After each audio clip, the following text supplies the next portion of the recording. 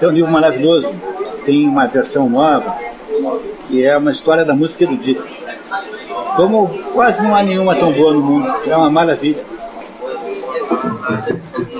Vamos lá, pessoal. Vamos lá, caríssimos irmãos e irmãs. Amada superiora. Não é uma situação horrorosa essa? Então, pessoal, eu queria perguntar a vocês sinceramente, essa altura do campeonato, né, considerando o que vocês já sabem da história, vocês acham que o Joseph K. é culpado verdadeiramente ou não? Não, eu sei que vocês não têm elementos, porque a história não nos conta nada, mas vamos ver pela intuição, quer dizer, aquilo que você intui. Quantos de vocês acham, levantem a mão as pessoas que acham por intuição que o Joseph K. é culpado? Por intuição, assim, você intui. Você não tem nenhuma prova disso, mas você intui que ele é culpado. Quantos? Quantos acham que ele é inocente? Alguns que não votaram. Eu não vou nem me dar o trabalho de somar agora. Toda vez na minha vida que eu somei votos, sempre deu assim uns 4, 5 a mais, ou uns 4, 5 a menos. De modo geral, dá mais, né? Então, eu sei que a gente não sabe isso ainda, né? Mas era imprescindível. Se você estivesse lendo o romance propriamente dito, a essa altura você já teria uma ideia, alguma impressão sobre a culpabilidade do Joseph K. Então, nós sabemos que ele é acusado de alguma coisa grave, e ele não sabe o que é. Todo mundo acha que é grave. Eu sei que é grave porque todo mundo está mais ou menos, o tio faz um discurso mostrando a gravidade que ele, né, a família será arrasada. Não só ele será, digamos, prejudicado, como a família será arrasada. Há uma sensação, a impressão que nós temos, devemos ter dessa história, é que o mal que este Joseph K. teria cometido é um mal muito grave, muito sério. E esse mal grave e sério, nós não sabemos qual é. No entanto, no fundo da história, como um pano de fundo, há aí a indução de que há alguma coisa séria acontecendo, muito embora nós não saibamos de modo nenhum o que seja. E pior do que isso, todas as situações que o Joseph K. vive, ou quase todas, são estranhíssimas. O que há de constante nisso? A estranheza das situações é um. Segundo, há uma escuridão permanente, tudo é escuro o tempo todo. E a única luz que existe nunca é a luz do sol, mas é a luz de alguma vela que é usada para iluminar o ambiente, velas essas que estão presentes lá na casa do advogado, estão presentes no quarto de despejo, onde há aquela cena lá do espancamento. A vela também está presente lá no tribunal, nos cartórios também é tudo com luz de vela, portanto há uma constante na história que é a escuridão dos ambientes com a iluminação precária em torno de velas. Esse é um romance que uma pessoa, um especialista diria assim, em literatura, trata-se de um romance noturno. Existem romances noturnos e romances diurnos. Esse é um romance noturno. Tudo é muito escuro, tudo é muito penumbroso, né? Tudo é muito sombrio. Um romance como esse só pode ser filmado pelo cinema em preto e branco. Vocês imaginam essa história contada em cores? Não dá, né? Você só consegue imaginar essa história contada em preto e branco. Um romance como esse teria de ser contado em preto e branco, necessariamente. Alguém tem alguma dúvida até agora? Podemos continuar lendo? Pois não. Tem uma relação dele com as mulheres que querem entrar ele, e quase todos que querem entrar ele acabam tendo algum tipo de relação. Ele é um sujeito ligado a mulheres, né? Então, ele tem uma namorada, que é uma pessoa assim, digamos, que é um namoro ousado, né? Um namoro meio ousado. Segundo, ele está interessado na senhorita Bristner, né? Bristner, que é a vizinha, embora ela seja inacessível. A Frau Grubach gosta muito dele. Talvez não esteja muito claro no resumo isso, mas a dona Grubach, que é a senhoria, gosta dele, e o tal do episódio da prisão tornou a senhora Grubach mais próxima dele e, ao mesmo tempo, tornou a tal da senhorita Bristol mais distante. Ele entra no cartórios, entra no primeiro recinto do tribunal e é automaticamente ajudado por uma mulher que é a lavadeira, que o ajuda porque gosta dele. Não só gosta dele, como lhe oferece o que ele quiser. Diz, olha, fique comigo, eu sou sua. Não é isso? Até que o Bertrand acaba com isso. E a Lene joga um prato na parede para atraí-lo para fora. Ele não tem uma atratividade alta para as mulheres? Tem, né? Você não acha que ele tem uma boa atratividade? Ele é um homem assim com poder de sedução das mulheres? Não é dúvida que há. Não é isso? Isso não temos a menor dúvida. O único fracasso que ele tem até agora é a Frau Bristol. Mas o resto tudo deu certo. Não é? Tudo deu certo.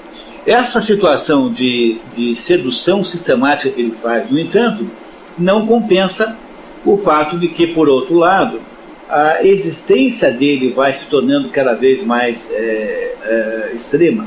Ele está numa situação em que ele não sabe o que está acontecendo com ele e começam a aparecer opiniões extremamente desfavoráveis e pessimistas. É quanto mais ou menos você tivesse com uma doença qualquer, todo mundo que você encontra fala assim, você assim, ih, putz, meu tio morreu disso. Putz, história, ih, meu Deus, não tem jeito nenhum. Quer dizer, isso que eu queria que vocês percebessem até agora. Que se por um lado ele é altamente atrativo a mulheres, por outro lado, ele é um sujeito cuja situação piora a olhos vistos. Os envolvidos em situações como essa dizem para ele concretamente que ele é um condenado, que ele não tem solução nenhuma, que ele não irá se escapar dessa situação. Está claro para vocês até agora isso? Então vamos ler a próxima? Então tá, muito bem. Inês, por favor. Capítulo 7. O advogado, o industrial, o pintor. K está agora completamente obcecado com o seu caso, que já dura 6 meses. Ocasionalmente reúne-se com o advogado Ruby, que lhe diz estar fazendo tudo o que pode, mas que as coisas têm de ir devagar. Alega ser preciso preparar muito bem a petição inicial, porque dela depende o rumo de todo o processo. E, além disso, considerar que a defesa, na verdade, não é realmente admitida pela lei, apenas tolerada. E há controvérsia até mesmo em torno da pertinência de deduzir essa tolerância a partir das respectivas passagens da lei. Nunca perca de vista o fato de que o Kafka é advogado. Então ele domina esse linguajar jurídico, né? E aqui o advogado dele, que é o Rudy, está dizendo a ele que o tribunal não permite nenhuma espécie de defesa. A defesa não é um direito do acusado, a defesa é uma tentativa que o acusado faz de se defender, mas que não tem nenhuma espécie de valor de fato, porque a defesa é apenas tolerada e não é admitida. Vocês entenderam isso? Imagine que você fosse acusado de um crime. Então, você não tem o direito de constituir um advogado que vai lá dizer para um juiz a sua versão do crime de que o acusam. Aqui, nesse caso, o que o advogado dele está dizendo é que é difícil mesmo a gente conseguir qualquer coisa, porque o tribunal não aceita a defesa. A defesa é tolerada, quer dizer, a gente pode mandar lá e talvez dê certo, mas não podemos garantir que o tribunal irá aceitar a defesa do K. E é por essa razão que não há muito o que se fazer. E quanto mais o K tenta resolver o problema, mais vai parecendo que o problema é insolúvel. Pois não. Se o K está se reunindo com o advogado dele há 6 meses, por que não perguntar para o advogado dele o que está acontecendo? Para quem não perguntar para quem? O advogado. O advogado nunca lhe diz nada. É o que vai acontecer agora, tá? Então, o que tem 6 meses é o processo do K, não a relação com o advogado. O advogado parece aos olhos do Joseph K um sujeito completamente incompetente que não faz nada, um sujeito inerte, assim, que não tem ações nenhuma. Mas o advogado vai explicar por que isso é apenas uma aparência. Já vamos chegar lá. A sua pergunta? Seria uma crítica de uma cidade formado, direito de trabalhar com uma crítica ao burocrático que se acha No mundo contemporâneo, que é um mundo muito preocupado com questões políticas, política é um assunto muito importante no mundo contemporâneo. A tendência moderna de interpretação, digamos, a tendência predominante de interpretação do processo, é que é um libelo, é uma declaração de guerra contra a burocracia, o poder do Estado, essas situações que você vivencia, que você não controla. Por exemplo, o Estado decreta... Eu tenho uma diarista que trabalha no escritório onde eu trabalho, que veio me contar que ela foi à Receita Federal, e a Receita Federal disse que ela não existe. Eu falei, mas como você não existe? Ela diz que uma pessoa que tem o meu nome, que é filha do meu pai e da minha mãe, nascida em tal dia, morreu, e que eu, portanto, não existo mais. Daí então eu falei assim, Simone, eu estou preocupadíssimo. Agora eu estou realmente com a mesma impressão que a Receita Federal, olhando bem para você mesmo. Aí ela ficou... Certas brincadeiras a gente não devia fazer, né? Aí ela ficou me olhando assim, com aquela cara. Então, essa é uma situação kafkiana, tá? Essa é uma situação tipicamente kafkiana. Agora, há também quem acha que essa é uma crítica à burocracia moderna, aquele negócio de ficar ligando para a companhia telefônica e o sujeito não te atender, e ficarem jogando de um para o outro. Tudo isso seria o que está criticado aqui. Mas essa é uma interpretação muito comum hoje em dia, porque ela atende a mais ou menos uma espécie de, assim, de situação de época. Eu acho que nós podemos até aceitá-la como uma das possíveis, né? Uma das possíveis interpretações. Veja, o Jorge Luis Borges, aquele escritor argentino, interpreta o Kafka, tudo que ele escreveu, tudo, sob o prisma do judaísmo. Que o Kafka é um judeu que não consegue ser cristão, que não quer ser judeu, mas também não consegue ser cristão. E a culpa que ele sente é a culpa judaica. Né? Muito bem. Agora, intérpretes com base, que tem uma base psicanalítica, que interpretam a obra do Kafka como uma rebelião contra o pai dele. E há diversas escolas de interpretação. Como é uma obra muito original, permite todo tipo de interpretação. Mas há uma interpretação que eu gostaria que depois que vocês me ajudassem a fazer aqui, nós vamos fazer juntos, certamente, que eu acho que é mais ampla e mais capaz de nos dar uma ideia do sentido dessa história verdadeiramente. Mas voltaremos a esse ponto, tá? Bom, ele está aqui agora tentando cobrar o advogado. Está cobrando o advogado que não faz nada, está fazendo isso. Ele cobra, ele não tem medo de perguntar. Não tem, quer ver? Olha só, na verdade esse pedaço aqui é fundamentalmente a cobrança, mas tem mais outras, tá? Por favor, Inês. Na verdade, advogados em geral, frente ao tribunal, são tratados como rábulas. Você sabe o que é rábula? Rábula é o sujeito que, embora não tenha curso de direito, ele tem conhecimento de direito. Então ele, em alguns momentos na história do Brasil, quando não havia advogados em quantidade suficiente, é a mesma coisa que o dentista prático. O que é um dentista prático? É um sujeito que não tem formação odontológica, mas que sabe tratar da sua boca. Então, é o que é a parteira com relação ao obstetra, entendeu? A parteira não tem formação médica, mas ela consegue fazer um parto. Provavelmente não tão bem quanto o médico, mas ela foi durante muito tempo a única solução.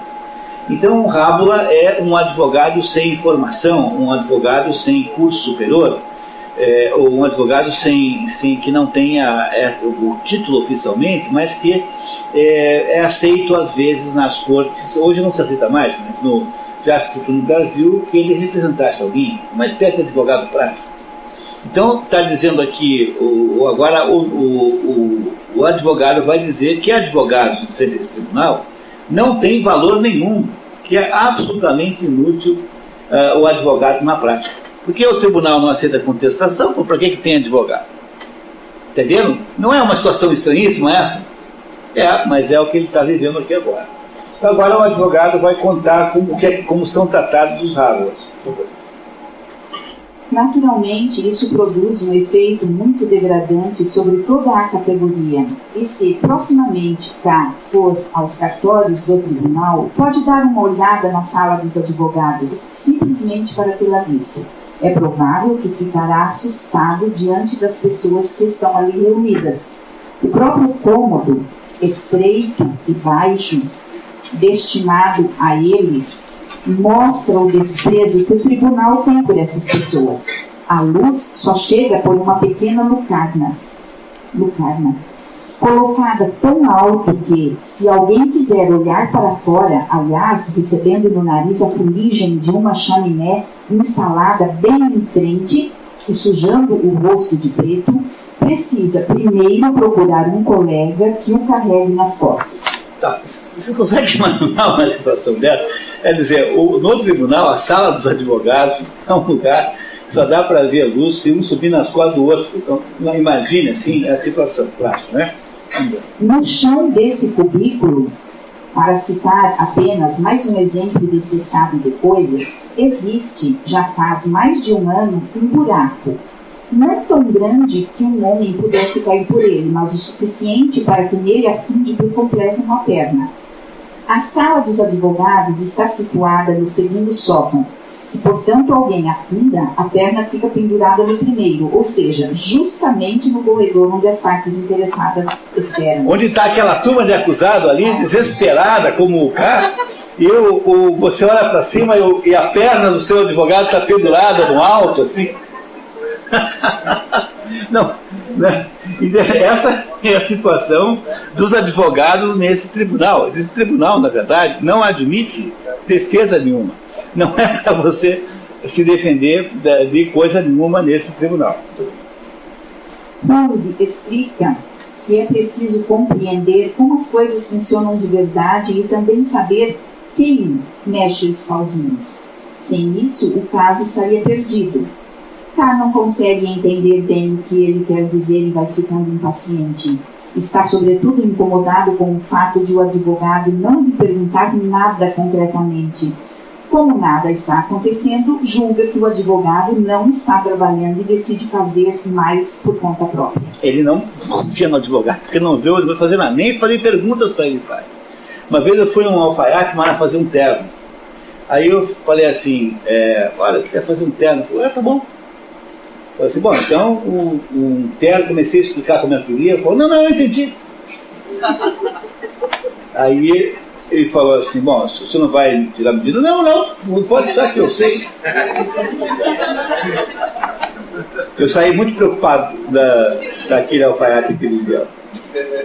Porque, entendeu a mesma atitude?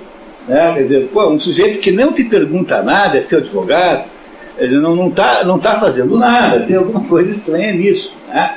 Ele então resolve fazer mais coisas por conta dele, independente do tal do advogado, que por outro lado é o advogado que conhece o caso dele, e mais do que isso, é o advogado que é amigo do chefe do cartório. Então é o advogado que tem exerce a maior influência sobre a situação dele naquele estágio do processo. Né? E mesmo, por favor. No trabalho, Yosef K. sente-se crescentemente ameaçado pelo diretor adjunto e pela imprevisibilidade de sua situação. Que obstáculo tinha sido lançado de repente na carreira de K? Olha, essa é uma exclamação, né? Que obstáculo tinha sido de repente lançado na carreira de K? Quer dizer, aquela vida que você tinha, aqueles seus 30 anos, em que você já era procurador, em que havia perspectivas de se tornar importante no banco, de repente estão praticamente inviabilizadas. A sua carreira está inviabilizada pelo fato de que você é réu de um processo com relação ao qual todos se assustam, todos estão, sem exceção, ou veem com muito pessimismo, e lá onde você está trabalhando, você está 6 meses só pensando no seu processo, e lá onde se trabalha tem até alguém querendo já ficar com os seus clientes, que é o diretor adjunto, que já sentiu o cheiro de carniça na história, que está preparado para ficar com os melhores despojos, né? Vamos ver então o que acontece. Um dos seus clientes, um industrial, diz conhecer seu caso. Há tanta gente ligada ao tribunal, e lhe indica o pintor Titorelli, que ganha a vida fazendo retratos de juízes como alguém que pode ajudá-lo. Aí aparece mais um sujeito que não poderia ter nada com isso e que, no entanto, sabe do caso dele, que é esse cliente. e entrega-lhe uma carta de apresentação.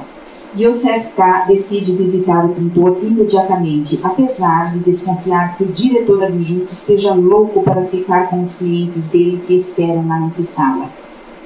Como o diretor adjunto sabia se apropriar de tudo o que K. agora tinha forçosamente de renunciar? E essa expressão aqui é muito interessante no contexto do livro. Como o diretor adjunto sabia se apropriar de tudo aquilo que K. teria agora de forçosamente renunciar. A carreira, sucesso empresarial, sucesso profissional. Aconteceu, portanto, na vida de Yosef K. uma reviravolta total. Ele agora só consegue pensar em se defender de uma situação que crescentemente vai ficando mais negativa. Tá? Então vamos ver. Vocês acham que ele vai procurar o pintor? Vai procurar o pintor correndo. Dirigindo-se na direção oposta à dos cartórios, encontra o pintor num decrépito, abafado e minúsculo ateliê, cercado por um bando de meninas que querem saber por que K. está ali. Titorelli recebe a expulsão das meninas reclamando: "Ah, as canalinhas." No cavalete, Yosef observa mais um quadro de um juiz. Quem é ele? "É a justiça", disse finalmente o pintor. "Agora já a conheço", disse K. "Aqui está a venda nos olhos e aqui a balança, mas com asas nos calcanhares e em plena corrida?" "Sim", disse o pintor. "Tive de pintar assim por encomenda, na verdade é a justiça e a deusa da vitória ao mesmo tempo." Alguém encomendou um quadro em que a justiça e a deusa da vitória são a mesma coisa. Tá? Muito bem. "Não é uma boa vinculação", disse K. sorrindo. "A justiça precisa estar em repouso, senão a balança oscila e não é possível um veredito justo." "Eu me submeto ao meu cliente", disse o pintor. "Não há dúvida", disse K., que não queria melindrar ninguém com a sua observação. "O senhor pintou a figura como ela realmente fica no trono?" "Não", disse o pintor. "Não vi a figura nem o trono, tudo é invenção. Mas me indicaram o que eu tenho de pintar." "Como?" perguntou K. Agiu premeditadamente, como se não compreendesse bem o pintor. "Não é de fato um juiz que está sentado na cadeira?" "Sim", disse o pintor, "mas não é um alto magistrado e nunca esteve sentado em uma poltrona assim." "E faz-se pintar numa postura tão solene? Está sentado aí como um presidente de tribunal." "Sim, esses senhores são vaidosos." Então tem aí uma conversa estranhíssima entre o Yosef K. e o pintor, sujeito que ganha vida pintando quadros de magistrados. E esse pintor então mora num lugar pequeno, abafado e respirável, como aliás são todos os outros em que já apareceram, exceto o banco e o banco, não o quartinho lá de despejo, e a casa do Yosef K., que não parece ser pequena e assim, mas o resto, todos os outros ambientes, sem exceção, são ambientes praticamente irrespiráveis. Esse aqui, então, o resumo não honra a descrição original. A descrição original do Kafka, do ambiente do pintor, é insuportável. Você tem que abrir a janela da sua casa para começar a se sentir melhor.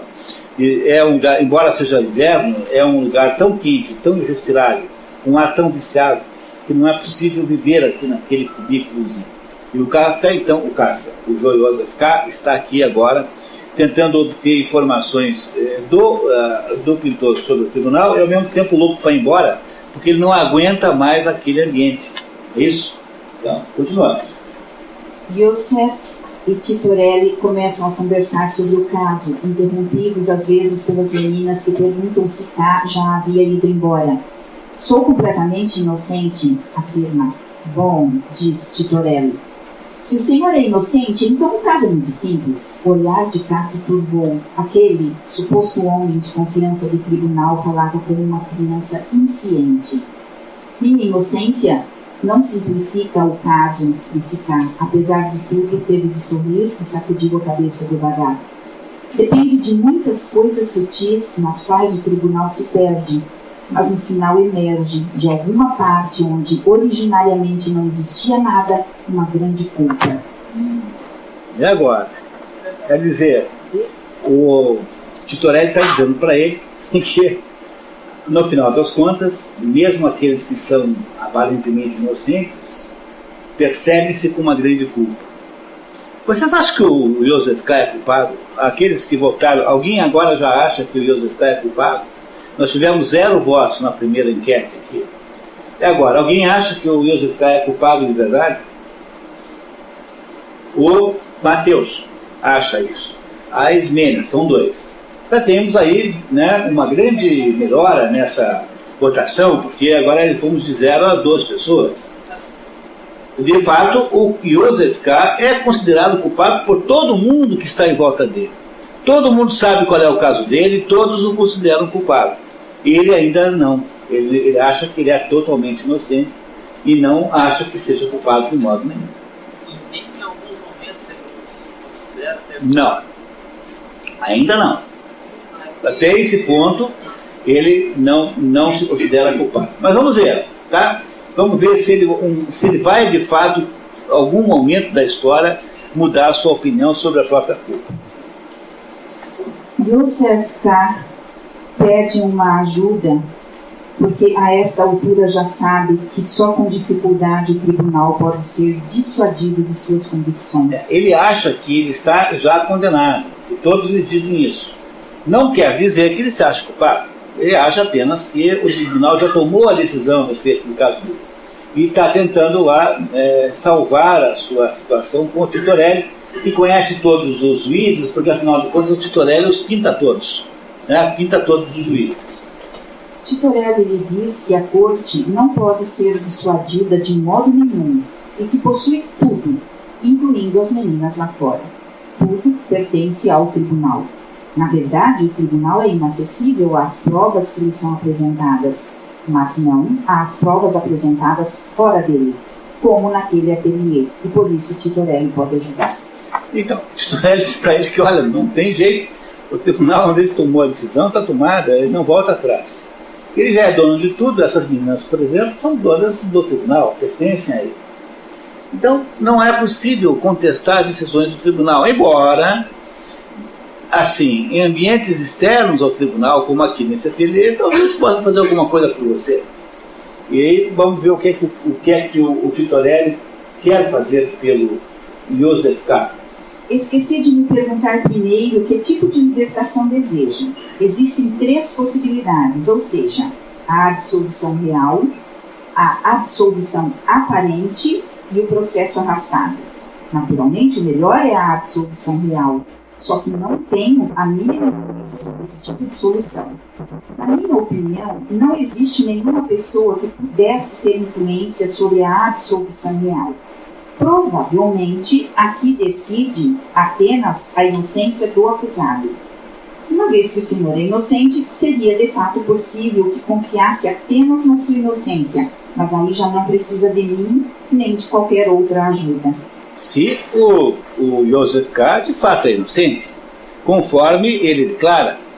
O Titorelli não sabe se ele é inocente, ao contrário, o Titorelli seguramente pensa que ele é culpado também. Mas, né, se então não é possível fazer a absolvição real, seria a única situação em que ele poderia de fato se livrar da acusação, se ele fosse inocente. Já que não pode ser assim, quais são as 2 soluções que restam? A absolvição aparente ou o processo arrastado. E o que é uma absolvição aparente? É assim, ele é inocentado, mas não é de verdade. Ele aí sofre um segundo processo, é detido pela segunda vez e sofre eventualmente uma segunda absolvição, mas aí também ele sofrerá um terceiro processo, essa é a absolvição aparente.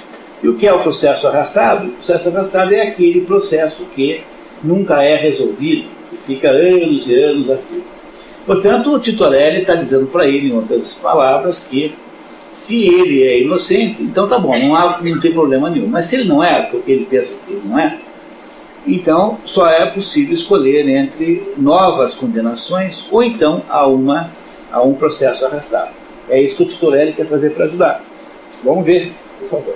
Titorelli lhe explica que não há absolvição definitiva, pelo menos ele nunca soube de uma.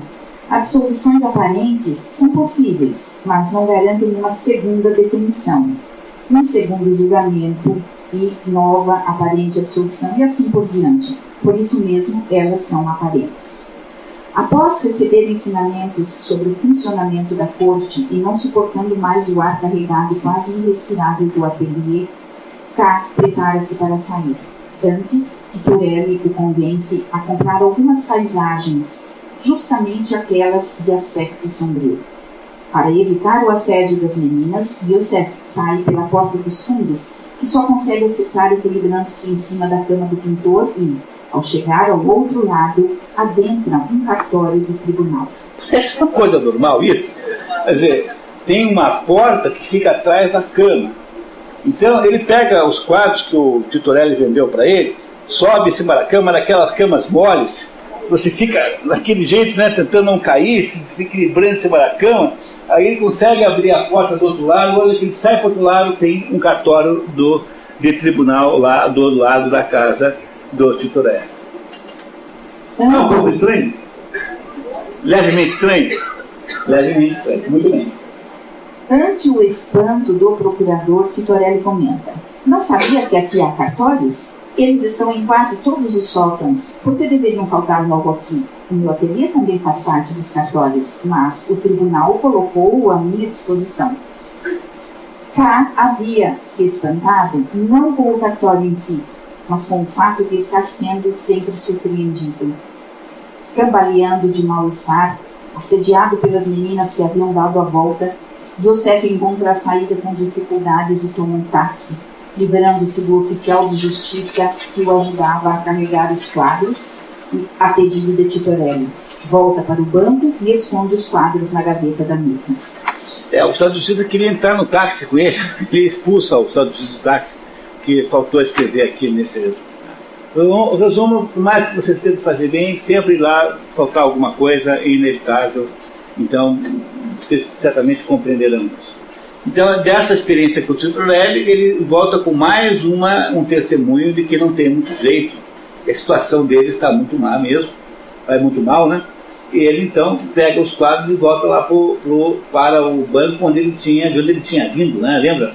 Ele só vai lá visitar o Titorelli porque aquele cliente o avisa de que ele poderia ter lá no Titorelli alguma esperança. Nesse momento, a esperança do Yosef K. aumentou ou diminuiu? Aumentou ou diminuiu? Diminuiu. Porque o Titorelli não resolveu, de fato, apenas disse a ele que não há absolvição verdadeira, que não há absolvição possível. Portanto, vindo de quem vem, né, que é um sujeito experiente, com casos desses, parece uma má notícia, não parece? Parece, né? E, além disso, nesse momento, o Yosef K. parece mais culpado? Parece culpado agora para vocês ou não? De fato, quantos acham nesse momento que o Yosef K. é realmente culpado? 1, 2, 3. Aumentamos uma pessoa. Um voto a mais pela culpa do Yosef K.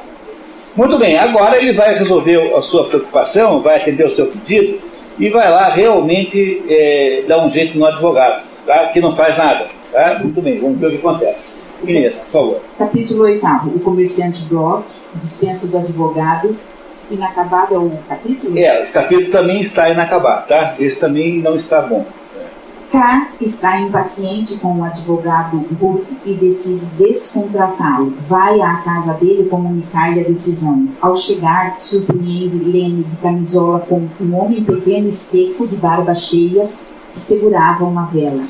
Segurava uma vela, por quê? Porque naquela casa, como em todos os lugares, não há nenhuma luz a não ser as velas. Ao ver K, Lene sai correndo e some. O homem chama-se Rudy Brock e é comerciante de grãos. E também é cliente do advogado. Yosef dirige-se à cozinha, onde Lene, recomposta, está fazendo sopa para o advogado. Pergunta-lhe se eles são amantes, mas ela desconversa, dizendo que há novidades sobre o caso dele. Yosef não acredita e Lene sai com a sopa. Enquanto esperam Lene voltar, Yosef K. e Rudy Brock conversam e o comerciante conta que o caso dele já durava 5 anos e segreda-lhe que havia colocado outros 5 advogados na causa. Além dele, tem mais 5 rábulas. Na verdade, estava negociando a contratação de um 6º. Bloch não tem outro assunto na cabeça. Quando se quer fazer algo pelo seu processo, só pode se ocupar pouco de outras coisas.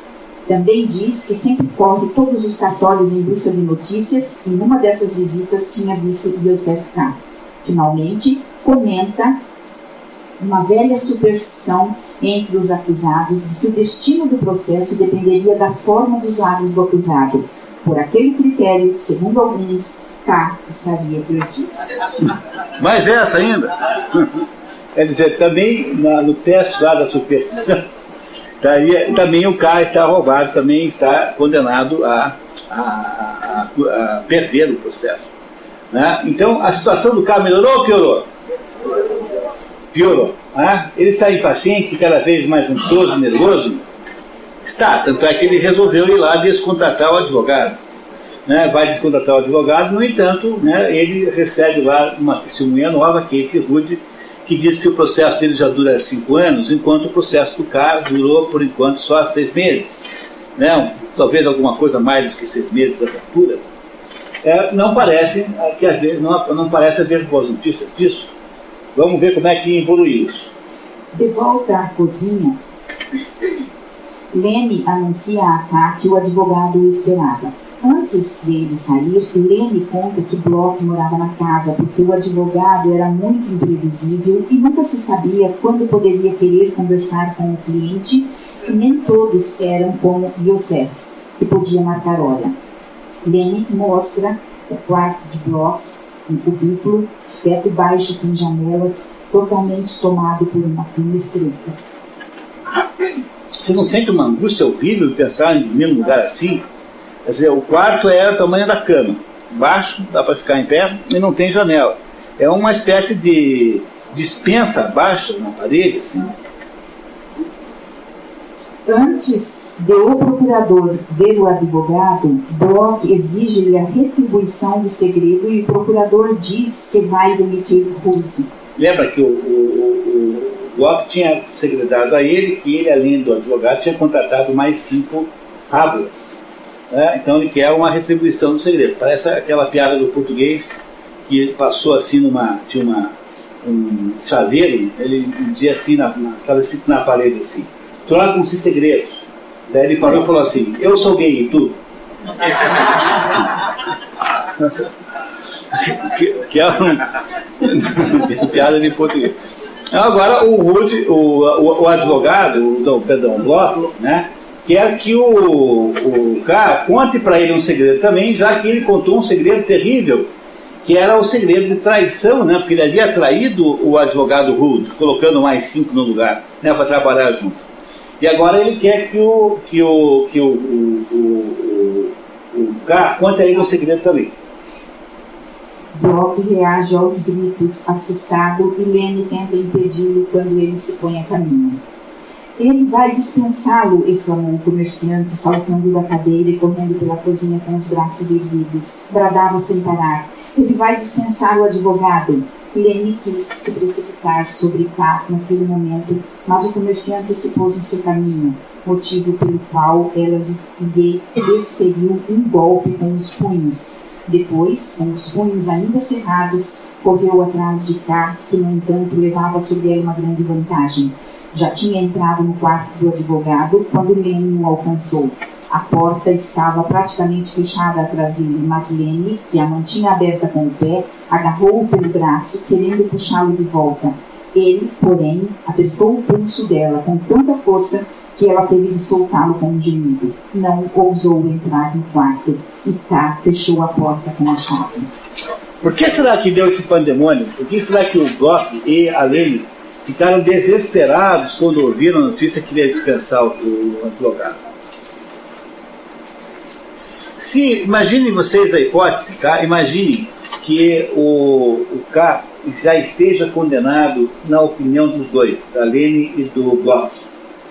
O que é que o advogado representaria para alguém já condenado? Uma daquelas 3 possibilidades, qual que é? A do processo arrastado, que é o caso do Bloch, porque o Bloch já está há 5 anos nessa história, não é isso? Então, o que os dois podem ter imaginado com essa reação é que, ao perder o advogado, ou seja, ao não havendo mais advogado, ele iria ser condenado rapidamente e não poderia usufruir daquela modalidade de absolvição, né, de libertação, que é o processo arrastado. Provavelmente esse é o sentido, né? E vamos ver o que o cara diz agora para o advogado.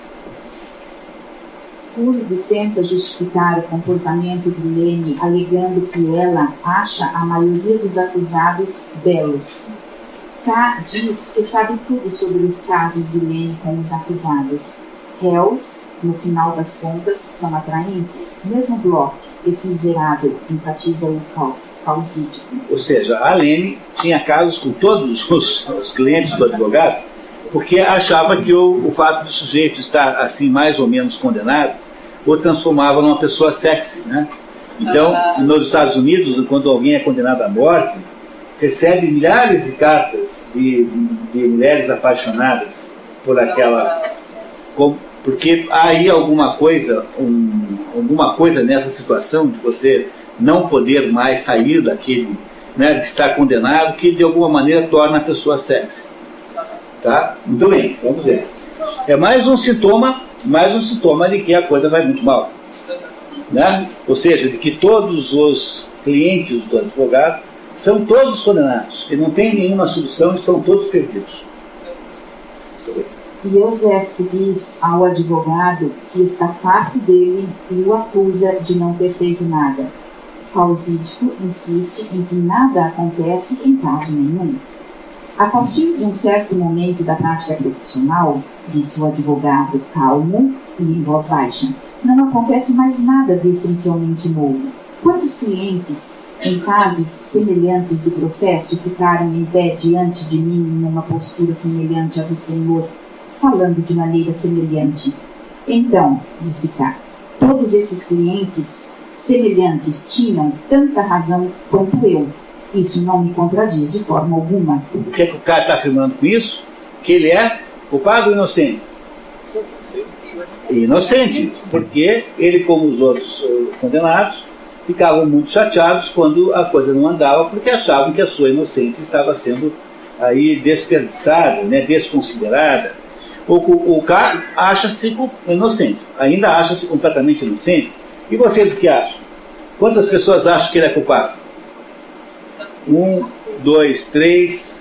Mantivemos a mesma contagem da votação anterior. Tivemos com apenas 3 votos para o culpado. Muito bem. Continuamos, por favor. Para valorizar o caso de K, Murdo declara só tratar de casos que lhe digam respeito de perto, que era o caso de Joseph, sobrinho de seu amigo Albert Goldfarb. Como nem assim consegue impressionar, o advogado manda chamar Bloch para lhe mostrar como são tratados os outros acusados. Ao chegar, Hulk ou humilha, grita que o caso dele era dificílimo, que não havia nem começado e que a corte o julgava perdido, mas que ele, Hulk, ainda estava lutando por ele. Bloch demonstra sua gratidão ajoelhando-se e beijando a mão do advogado. Lene, em seguida, a pedido do advogado, faz um relatório do comportamento de Bloch naquele dia, como quem relata os feitos de uma criança. Só uma vez ele pediu para beber água. Aí eu decidi um copo pelo postigo. Então, às 8 horas, eu o deixei sair e lhe dei alguma coisa para comer. Joseph K. julga ter presenciado um teatro e permanece inamovível em sua decisão.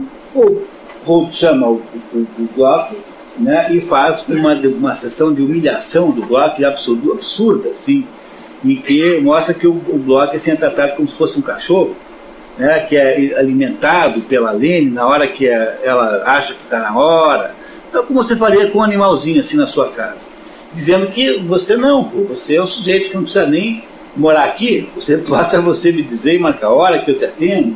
No entanto, o Joseph K. acha que tudo isso é uma espécie de pantomima, de teatro que é feito lá por eles, pelos três, pelo Bloch, Lene e advogado, e fica firme na sua decisão de descontratar o advogado. E esse fato é um fato muito importante, Porque agora, mesmo você lembrando que o livro é um pouco desestruturado, por causa da sua incompleição, né? Não estava completo, então, mesmo assim, agora acontecem os fatos que conduzem a nossa história e a nossa personagem Joseph K. para o clímax. Então vamos lá ao capítulo 9, na Catedral.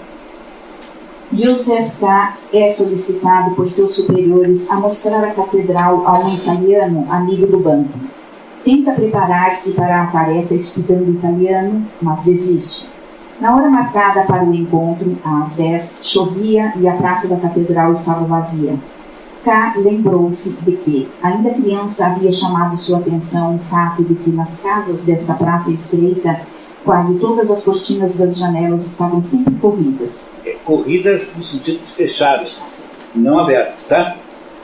Certo? A cortina, de modo geral, fica aberta, né? Então, o cara dizendo que na sua infância essa igreja existe, a igreja lá do centro de Praga. Toda vez que ele ia lá, ele percebia que todas as janelas em volta estavam fechadas. Chove, não tem ninguém, há um abandono, e ele então vai se encontrar com o italiano no interior da igreja. Joseph entra na igreja e não encontra o italiano. Só uma velha mulher embrulhada num chale quente, ajoelhada diante de uma estátua da Virgem Maria. Fora da igreja, agora, chovia torrencialmente. Enquanto perambula pela catedral escura, percebe um velho sacristão manco que o observa e lhe aponta alguma coisa com acenos de cabeça. Joseph então percebe na escuridão um jovem sacerdote debruçado sobre o peitoril de um pequeno púlpito, tão pequeno que de longe parecia um nicho ainda vazio, destinado a acolher uma estátua de santo, preparando-se para fazer um sermão para uma igreja vazia e às 11 da manhã. Estranha que se utilize justamente aquele púlpito quando havia outro maior. Então o púlpito onde o padre está ali se preparando para fazer um discurso, né, um sermão, é minúsculo, pequeno, apertado e baixo, não se consegue ficar em pé dentro do púlpito. Mais uma vez, um ambiente descrito pelo Kafka é um ambiente menor, pequeno, apertado, inviável para a vida humana. O púlpito também. Tenta sair, mas surpreendentemente o padre chama pelo nome.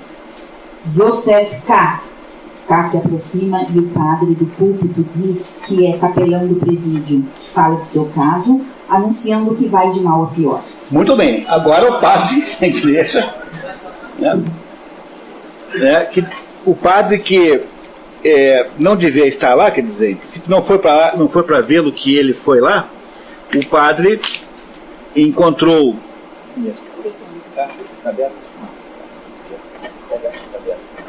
O padre, a hora que ele resolve ir embora, o padre diz: Joseph K. Imagine aquela voz naquela igreja vazia. E o padre diz que é capelão do presídio. E que o caso dele vai muito mal. O padre diz para ele: agora sim, aparece um padre que diz que a situação dele, Joseph K., é muito ruim. Vamos ver o que acontece então no diálogo desses dois. Consideram-no culpado. Talvez o seu processo não o tratasse nem mesmo um tribunal de nível inferior. No momento, pelo menos, consideram provada a sua culpa. Mas eu não sou culpado, disse K. É um equívoco. Como é que um ser humano pode ser culpado? Aqui somos todos seres humanos, tanto uns como outros. É verdade, disse o sacerdote, mas é assim que os culpados costumam falar. Você também tem prevenção contra mim? Perguntou K. Não tenho nenhuma prevenção contra você, disse o sacerdote. Eu lhe agradeço, disse K. Mas todos os outros que participam do processo têm prevenção contra mim. Transmitem-na até àqueles que não participam dele. Minha situação fica cada vez mais difícil. Você se equivoca quanto aos fatos, disse o sacerdote. A sentença não vem de uma vez. É o processo que se converte aos poucos em veredito. E isso é um pedaço muito importante da obra. Não há um momento que de repente vem uma sentença. O que vai acontecendo é que a pessoa vai se percebendo culpado o tempo todo. A culpa vai se estabelecendo ao longo do processo até se transformar num veredito. E o padre diz a ele: consideram você culpado. Talvez não saia nem do nível de petição inicial, do primeiro nível, digamos assim, né? E aí, então, aqui é um momento muito importante da história, que é quando o padre conta para Joseph K. uma lenda. Essa lenda chama-se Before the Gesetz, ante a lei, que foi escrita pelo Kafka separadamente. A maioria dos textos do Kafka são do tamanho dessa lendazinha aqui, 1,5 páginas, 1 página, às vezes 20 linhas. E entre as coisas que foram escritas está esta ideia que ante a lei, que depois foi incorporada a esse livro aqui, mas ela é às vezes apresentada separadamente, como uma separata. Então vamos ver agora o que o padre conta sobre a situação do Joseph, que é para esclarecer de vez por todas o que é que ele está vivendo. Antes disso, alguém aqui no grupo, quem é que acha que o Joseph K. é culpado? 1, 2, 3. Nenhum progresso? Não é possível. Muito bem, então vamos lá. Talvez depois do sermão do padre vocês mudem de ideia. Inês, vamos lá. K reage dizendo que nos próximos dias iria buscar mais ajuda. O padre retruca: você procura ter mais a ajuda entre estranhos, disse o sacerdote em tom de desaprovação, principalmente entre as mulheres. Não percebe que não é essa a ajuda verdadeira? O padre desce do púlpito e eles começam a andar pela catedral à luz de uma lamparina que o padre carrega. Conta a parábola, diante da lei. Em relação ao tribunal você se engana, disse o sacerdote. Nos textos introdutórios à lei consta o seguinte a respeito desse engano. Diante da lei está um porteiro. Um homem do campo dirige-se a este porteiro e pede para entrar na lei. Mas o porteiro diz que agora não pode permitir-lhe a entrada. O homem do campo reflete e depois pergunta se então não pode entrar mais tarde. É possível, diz o porteiro, mas agora não. Uma vez que a porta da lei continua como sempre aberta e o porteiro se põe de lado, o homem se inclina para olhar o interior através da porta. Quando nota isso, o porteiro ri e diz: se o atrai tanto, tente entrar apesar da minha proibição, mas veja bem, eu sou poderoso e sou apenas o último dos porteiros. De sala para sala, porém, existem porteiros cada um mais poderoso que o outro. Nem mesmo eu posso suportar a visão do terceiro. O homem do campo não esperava tais dificuldades. A lei deve ser acessível a todos e a qualquer hora, pensa ele. Agora, no entanto, ao examinar mais de perto o porteiro, com seu casaco de pele, o grande nariz pontudo e a longa barba tártara, rala e preta, ele decide que é melhor aguardar até receber a permissão de entrada. O porteiro lhe dá um banquinho e deixa-o sentar-se ao lado da porta. Ali fica sentado dias e anos.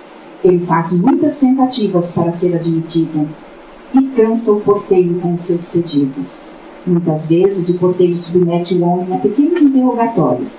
Pergunta-lhe a respeito da sua terra e de muitas outras coisas. Mas são perguntas indiferentes, como as que se costumam fazer os grandes senhores. E no final, repete-lhe sempre que ainda não pode deixá-lo entrar. O homem, que havia se equipado para a viagem com muitas coisas, lança mão de tudo, por mais valioso que seja, para subornar o porteiro.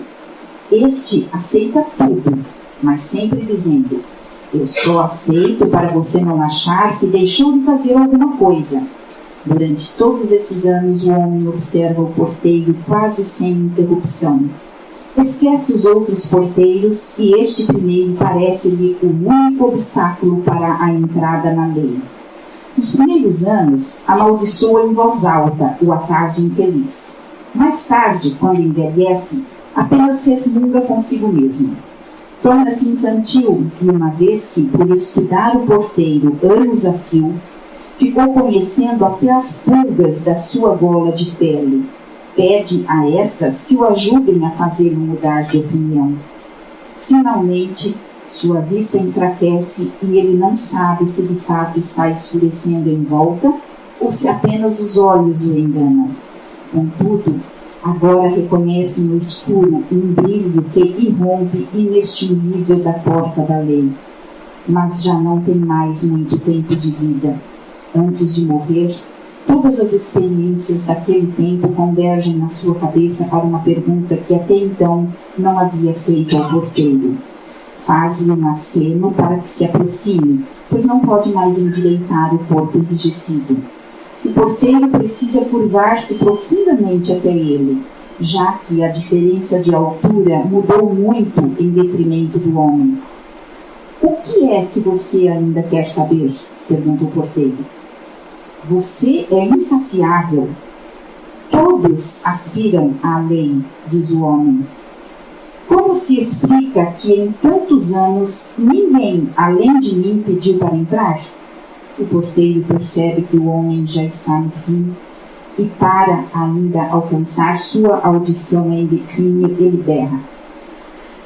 Aqui ninguém mais podia ser admitido, pois essa entrada estava destinada só a você. Agora eu vou embora e fecho. E agora? O Joseph K. ouve do padre essa fábula, né? Isso é uma fábula, né? Uma fábula, contando a história do sujeito que chega na porta da lei e quer entrar e não pode, o porteiro impede, e ele não sabe como fazer e ele morre sem ser capaz de entrar dentro da lei. A lei aqui tem um significado que nós vamos debater daqui a pouquinho, tá? E o padre conta para Joseph K. que onde ele está buscando ajuda não tem nenhuma esperança, sobretudo nas mulheres, e que ele precisava compreender que só compreenderá como faz para entrar na lei se ele ouvir essa parábola que fala do porteiro que impede que o homem do campo entre na lei. Muito bem. Parece culpado o Francis K. para vocês ou não parece? O Joseph K. Quem acha que ele é culpado? 2, 3. Continuamos só com 3. Muito bem, vamos lá. Joseph e o padre debatem o significado da história. K. acha que o porteiro enganou o homem do campo. O padre insiste que não, e que ele só estava cumprindo sua missão e que estava cônscio e orgulhoso de seu ofício. Lembra a K também que os intérpretes da passagem acreditam que a compreensão correta de uma coisa e a má compreensão dessa mesma coisa não se excluem completamente, e que talvez quem tenha sido enganado de fato seria o porteiro, que nada saberia sobre o interior da lei, e diferentemente do homem do campo que é livre, estaria preso ao seu posto pela função que desempenha. Não pode se afastar, mas segundo todas as aparências também não tem permissão para ir ao interior da lei mesmo que quisesse. Logo, o verdadeiro subalterno seria ele e não o homem do campo. Emenda dizendo que outras opiniões, no entanto, discordam. Sendo assim, não se pode também acreditar que o porteiro esteja subordinado ao homem. Ficar preso por ofício, mesmo que seja só a entrada da lei, é incomparavelmente mais do que viver livre no mundo. O homem do campo apenas chega à lei. O porteiro já está lá. Foi incumbido pela lei de realizar um serviço. Duvidar da sua dignidade seria o mesmo que duvidar da lei. Não concordo com essa opinião, disse K, balançando a cabeça, pois se adere a ela, é preciso considerar como verdade tudo o que o porteiro diz. Que isso, porém, não é possível, você mesmo fundamentou pormenorizadamente. Não, disse o sacerdote, não é preciso considerar tudo como verdade, é preciso apenas considerá-lo necessário. Opinião desoladora, disse K. A mentira se converte em ordem universal. Esse trecho é muito importante, mas ele agora nesse momento não é muito claro e nós estamos um pouco impenetráveis. Já vamos entender melhor o que se quer dizer com isso, tá? A igreja, já totalmente escura, K decide ir embora, alegando ter deixado o trabalho por fazer. O padre lhe diz que ele, o padre, também pertence à corte, que não quer nada com ele e permite que ele saia quando quiser. O sacerdote tinha se afastado apenas alguns passos, mas K gritou bem alto: "Por favor, espere mais um pouco." "Eu espero," disse o sacerdote. "Quer mais alguma coisa de mim?" perguntou K. "Não," disse o sacerdote. "Antes você foi tão amável comigo," disse K. "Explicou-me tudo, mas agora me despede como se eu não significasse nada para você?" "Você precisa ir embora," disse o sacerdote. "É verdade," disse K. "Você precisa compreender." "Você precisa primeiro compreender quem eu sou," disse o sacerdote. "Você é o capelão do presídio," disse K, aproximando-se do sacerdote. Seu regresso imediato ao banco não era tão necessário como ele havia exposto. Podia muito bem permanecer ali por mais algum tempo. "Pertenço, pois, ao tribunal," disse o sacerdote. "Por que deveria querer alguma coisa de você? O tribunal não quer nada de você. Ele o acolhe quando você vem e o deixa quando você vai." Capítulo 10. O fim. Na véspera do seu 31º aniversário, por volta das 9 da noite, 2 homens de casaca, lívidos e gordos, procuram K no seu apartamento. São 2 homens gordos de casaca como 2 tenores de ópera. É assim que está escrito lá, e não foi posto aqui. Então, exatamente um ano depois, ou melhor, 1 ano e menos um dia após a sua detenção, ele foi preso no dia do 30º aniversário. E agora, no dia anterior ao seu 31º aniversário, ou seja, 1 ano e um dia a menos, 2 homens gordos, vestindo casaca como se fossem tenores de ópera, o procuram na sua casa. Yosef os recebe com naturalidade. "Então os senhores a que me foram destinados?" perguntou. "Em que teatro os senhores trabalham?" Cada um, segurando rigidamente um braço, saem com ele pela cidade como se os 3 homens fossem um bloco único. No caminho, K percebe a senhorita Dursner vindo na sua direção. Ele a observa vindo, até ela desaparecer numa transversal escura. Chegam finalmente a uma pedreira abandonada. Os homens despem Yosef de seu paletó e camisa e o deitam com a cabeça sobre uma pedra. Aparece uma faca de açougueiro comprida, fina e afiada dos 2 lados, que ele passam. Tá errado, tá faltou S. Eles, né? Faltou Szinho aqui no eles, tá? Um passa para um, outro passa para o outro. Isso. Aparentemente, eles esperam que Yosef K tome a faca e a enterre no próprio peito, mas ele não o faz. Fixando a vista à distância numa pessoa na janela de uma casa com a luz acesa.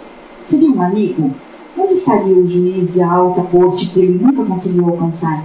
Yosef K ergue as mãos e estica todos os dedos.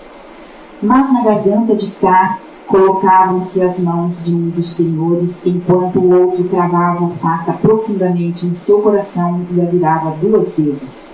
Com olhos que se apagavam, K ainda viu os senhores perto de seu rosto, apoiados um no outro, as faces coladas, observando o momento da decisão. "Como um cão," disse K. Era como se a vergonha devesse sobreviver a ele. E esse é o fim da história do Yosef K. Na hora em que ele diz assim para os 2 tenores: "Então, a vocês que me foram designados," ele não dá a impressão de estar esperando que viessem matá-lo? Dá, né? Isso é assim porque ele se sente culpado, finalmente? Não, ele não se sente culpado, finalmente. Ele aceita porque ele percebeu que nada do que ele pudesse fazer teria sido capaz de mudar o veredito. Mas ele não sabe por que ele vai ser sacrificado, porque ele não se sente culpado. E vocês? Quem acha que ele é culpado? Só o Mateus? A Ismênia, 3. Estamos 3. Veja, pessoal, não sei se vocês estão compreendendo a gravidade dessa votação. Se os outros todos, que são aí 50, 60 pessoas, acham que ele não é culpado de nada, então acabamos de presenciar aqui um erro judiciário. É ou não é? Não. Afinal, posso concluir isso ou não posso? Então, se vocês acham que ele não tem culpa nenhuma, então o que aconteceu aqui foi um erro judiciário. Um inocente foi perseguido por um sistema monstruoso, um sistema sem face, que não comunica, e isso poderia ser interpretado como sendo um ataque ao mundo burocrático moderno, né? Essa coisa do teu computador que está fora do ar, então é por isso que devolveram 50 cheques, né? Essa vida louca, não é isso? Então, essa seria uma possibilidade de interpretação. Ou as pessoas são moídas pelo sistema, como carne no moedor de carne, e seria o caso aí de Joseph K., que, embora não tenha feito nada, acabou sendo sacrificado meio ritualmente, né? Vocês repararam que sacrificar alguém sobre uma pedra é aquilo que se faz com os animais. Os altares eram de pedra. Você sacrificava os animais, as divindades, sobre uma pedra. Então, a morte do Joseph K. é mais do que uma morte, é uma espécie de sacrifício ritual, não parece isso?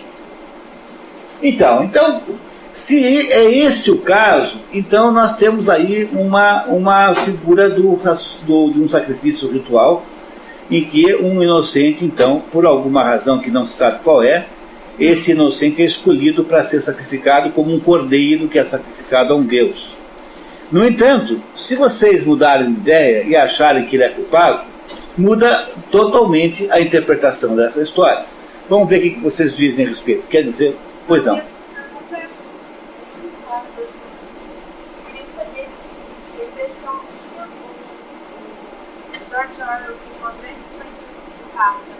O George Orwell? George Orwell é muito posterior, né? Ele é muito posterior, não muito, mas o George Orwell já é uma outra história. Mas a linha, assim, a mesma linha?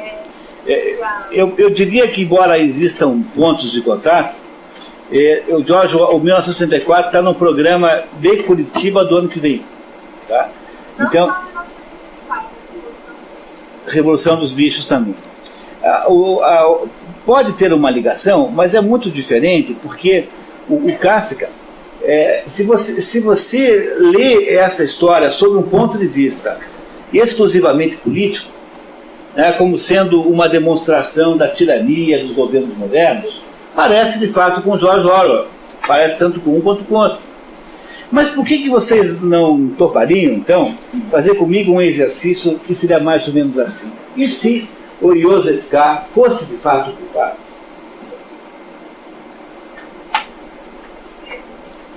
Por que ele é culpado? Do que ele é culpado? Pois essa pergunta é a pergunta. No filme, eu que faço essa pergunta para você. No filme, essa pergunta eu faço e vocês que respondem. Do que o Joseph K. é culpado? A gente pensando também assim, os outros todos aceitavam a situação, por isso que eu vivendo, ele como não aceitou e quando ele viveu. Há algum fato que o livro nos conte que fez esta mudança de destino, de sorte para Joseph K., que tenha justificado isso? O livro é incompleto, é verdade. Existe um fragmento que está no final. No final desse livro tem alguns capítulos fragmentados. Nesse capítulo, nos contado um pouco mais sobre Joseph K. Mas mesmo nesse fragmento, tanto é por essa razão foi pela qual eu não coloquei no resumo, porque ele também não está, ele é colocado no final no apêndice, né? Então, mesmo considerando esse fragmento, não há nenhuma informação no livro que haja acontecido com Joseph K. algum fato, algum acontecimento que pudesse justificar essa mudança de destino tão súbita. Ele levanta no dia do seu 30º aniversário, ele espera que a Ana venha com o café da manhã, como todos os outros dias, e ele recebe o William e o Max, né? Não me lembro lá o nome do outro, Franz. O Franz e o William, que aparecem para prendê-lo.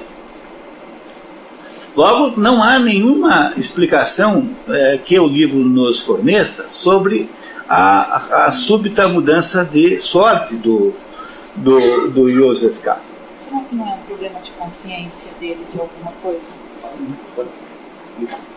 Pode dizer. Se não é algum problema de consciência que ele tem, e ele começa, então, quando a gente tem algum problema de consciência, você começa a buscar, sei lá, explicação. É como se o mundo todo... Você começa a se sentir oprimido por alguma coisa, você quer resolver, não sei. É como se o mundo todo dissesse para ele assim: eu sei o que você fez no ano passado, no verão passado. Né? Não é, seria essa a ideia, né? Eu sei o que você fez no verão passado, que é um filme que os adolescentes adoram. E os adolescentes que aprontam misérias, daí no ano seguinte eles vão lá para o mesmo lugar e aí são perseguidos por lá um monstro lá. Tal. Como se ele tivesse ali feito alguma coisa. O problema dessa tese é que em nenhum momento, mesmo levando em conta o livro estar inacabado, né, há qualquer sugestão que ele possa ter sido assim: desonesto, ladrão, ter matado a mulher, entendeu? Ter casado com o Clodovil, coisas do gênero. Quer dizer, nada disso aparentemente aconteceu até agora, tá? Nada disso aconteceu. Pois não, Ismênio?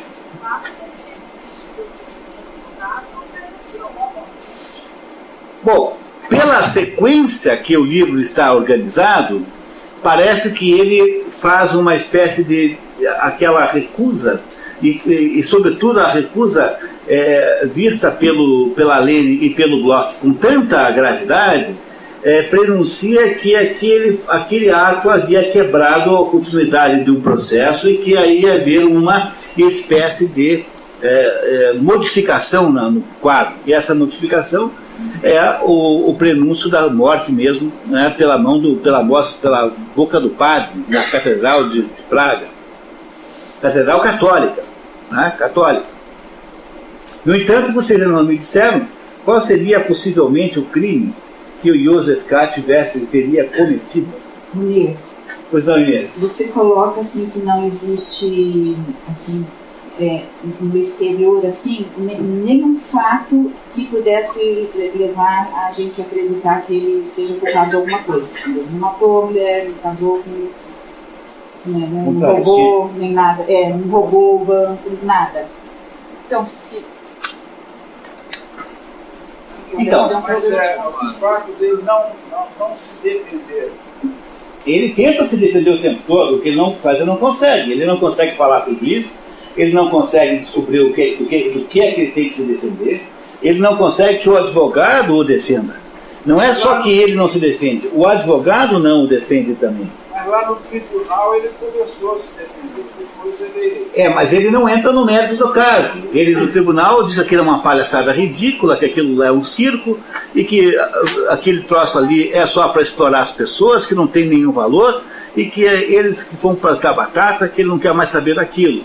Então, no tribunal, logo no início, ele dá uma desancada geral naquela situação, sem, no entanto, entrar no mérito da própria acusação, porque ele não sabe de fato, nem sabia ali, e nem saberá até o fim do que é que ele é acusado. Ele, no final da história, apenas está conformado com o fato de que a sua condenação é irreversível.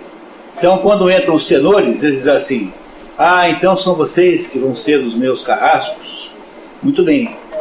A que circo, de que teatro vocês vieram? Então ele lida ironicamente com aquela situação.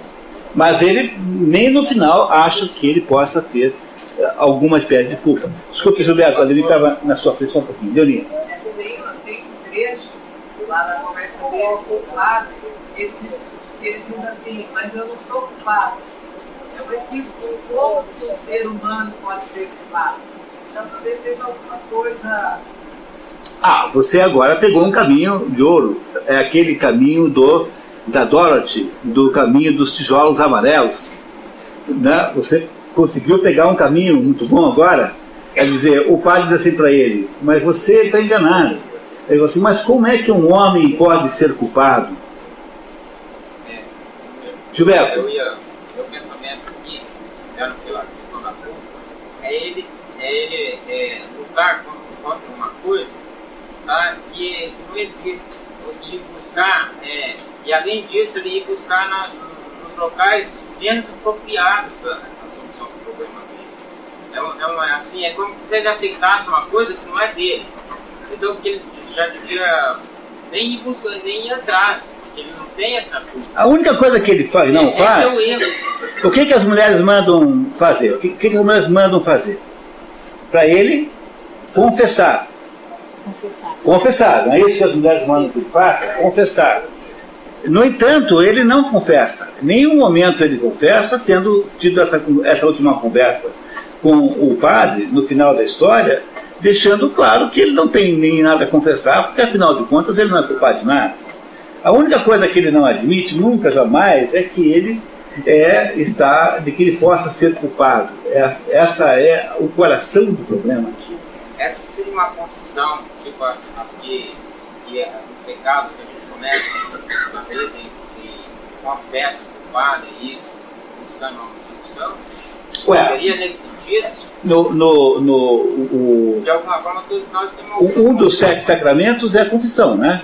Então, olhando aqui para o cristianismo católico. Então, no catolicismo há a ideia de que há 7 sacramentos, e esses 7 sacramentos, um deles é a confissão. A confissão é um ato pelo qual você conta para um padre, que é uma pessoa com uma autoridade espiritual, um padre constituído formalmente, né?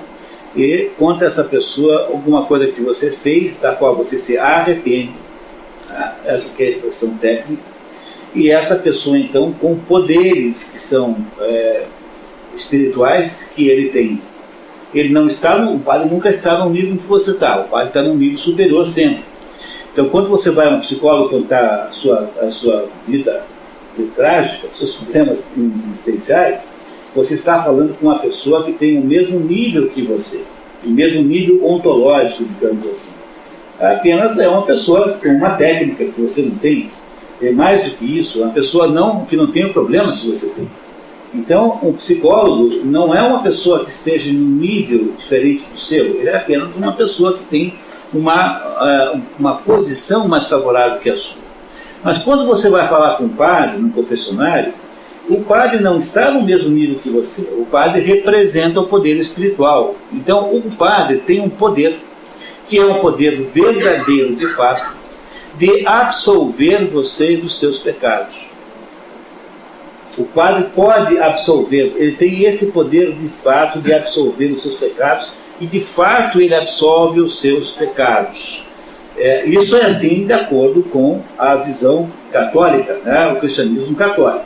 O cristianismo não católico tem lá outra visão que nem sei bem o que é, mas o catolicismo é assim, o padre não está no mesmo nível que você. Tá? O padre existe num nível espiritual superior ao seu. Não é a mesma coisa que conversar com um psicólogo, entendendo? Não é a mesma coisa. Tá? Porque o psicólogo pode entender o seu problema, pode até te dar uma boa explicação, mas o psicólogo não te absolve do fato de que você passa as sextas-feiras à noite vestido de drag queen na porta de uma boate gay, tocando uma pira. Compreendendo que é outra coisa, não é a mesma coisa que faz o padre. O padre, de fato, te absolve dos seus pecados. Mas essa absolvição depende de haver a confissão do pecado. E a confissão, de acordo com a regra do cristianismo, é feita assim: você nunca deve confessar os pecados com detalhamento, ou você deve dar ao padre uma indicação da natureza do pecado que você faz, porque, por uma razão prática, não se deve nunca confessar todos os pecados para Deus com detalhes, porque vai que Deus acredita, você está morto, não faça uma coisa dessa, tá? Então você não deve confessar para Deus detalhes dos pecados com detalhes. A ideia da confissão cristã, católica, é você dar uma ideia do que você fez, mas não é para fazer estabelecer um enredo de uma carta, de um livro erótico. Não é essa a ideia, entenderam isso? Então o Joseph K. em nenhum momento se coloca nessa postura, não é isso? Mas por que ele não se põe nessa postura? Porque ele não sabe ele não sabe do que ele é acusado e não reconhece o pecado, não é isso? Não é isso? Então, Jake, você tinha uma pergunta? Um comentário?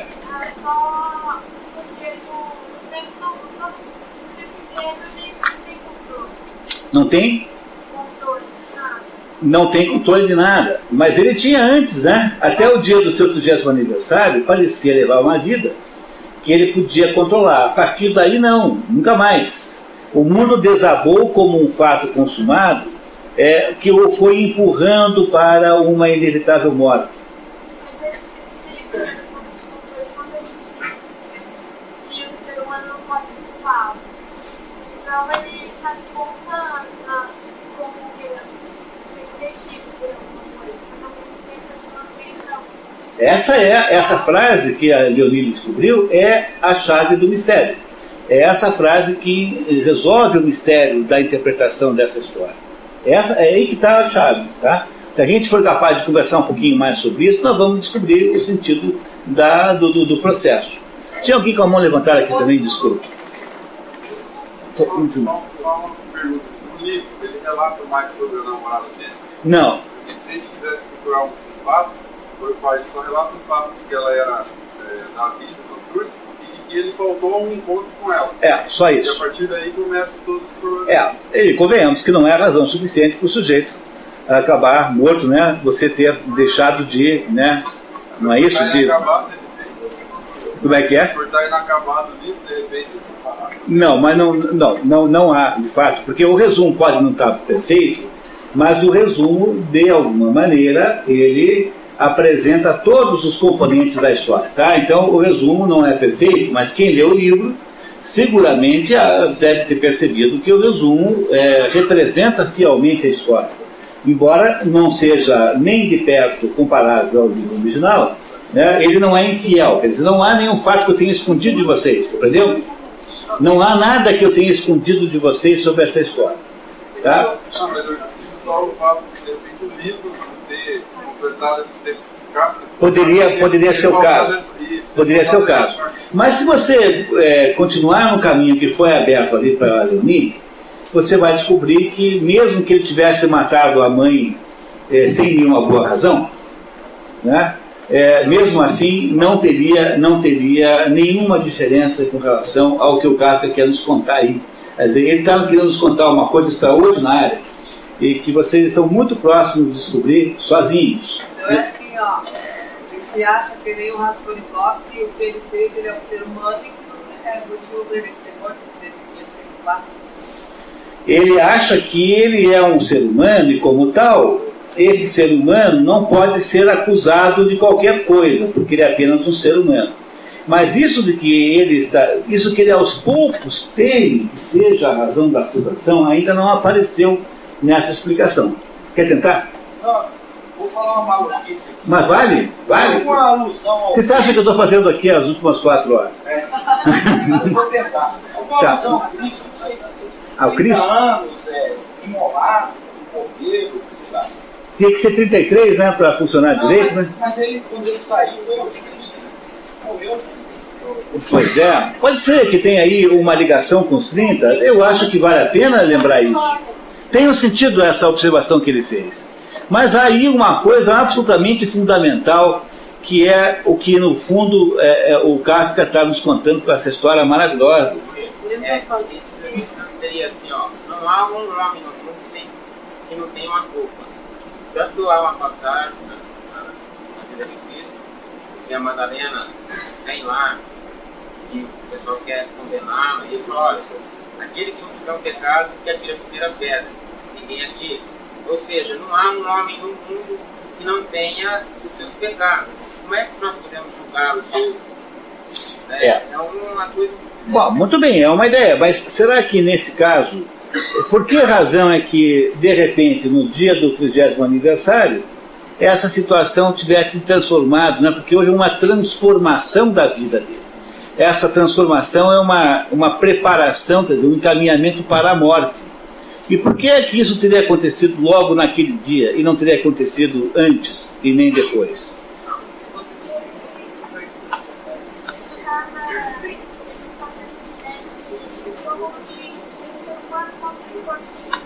Se ele é um ser humano, como ele pode ser culpado?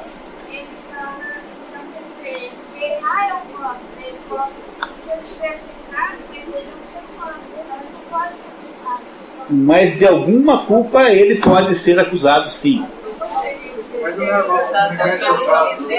É o quê? Esse caso dele não remete ao caso do bode expiatório, que ele fez para pagar por algo que ele não fez, mas todo mundo leva a ver Ele fez, mas ele entendeu o assunto. Só seria assim se ele fosse de fato inocente. Mas vocês não me provaram ainda que ele é inocente. Ao contrário, tudo indica. Por que todo mundo não está dizendo que ele é culpado? Então, se ele for inocente, essa tese vigora.